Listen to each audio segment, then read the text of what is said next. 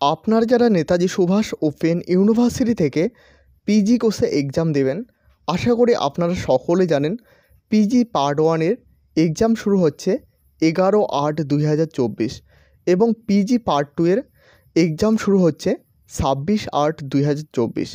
আপনাদের মধ্যে একাধিক ছাত্রছাত্রীর প্রশ্ন ছিল যে আপনাদের এক্সাম সেন্টার কোথায় পড়বে।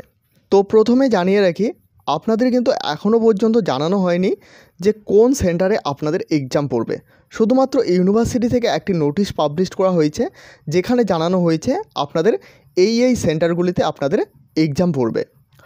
তো এক্ষেত্রে জানিয়ে রাখি, প্রতি বছর আপনাদের এক্সাম সেন্টার 20 থেকে 30 কিলোমিটারের মধ্যে দেওয়া হয়ে থাকে। এখানে আরেকটি বিষয় ক্লিয়ার করে দেই, আপনাদের যে স্টাডি সেন্টারে আপনারা অ্যাডমিশন নিয়েছেন সেই সেন্টারে কিন্তু আপনাদের এক্সাম হবে না।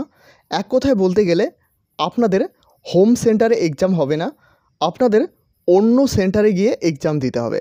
এক্সাম সেন্টার কোথায় পড়বে সেটা কিন্তু আপনারা অ্যাডমিট কার্ডে দেখতে পারবে।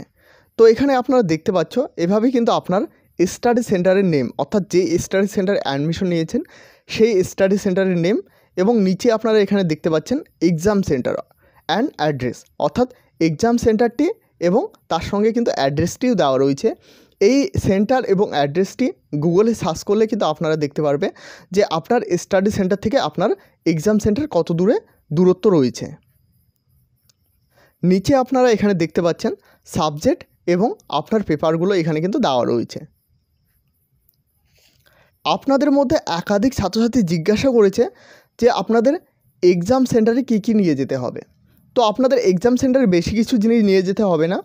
আপনারা যে অ্যাডমিট কার্ডটি ডাউনলোড করবে সেটার কিন্তু জেরক্স কপি অবশ্যই 2টো নিয়ে যাবে, এবং তার সঙ্গে স্টাডি সেন্টার থেকে দেওয়া অরিজিনাল এনরোলমেন্ট সার্টিফিকেট।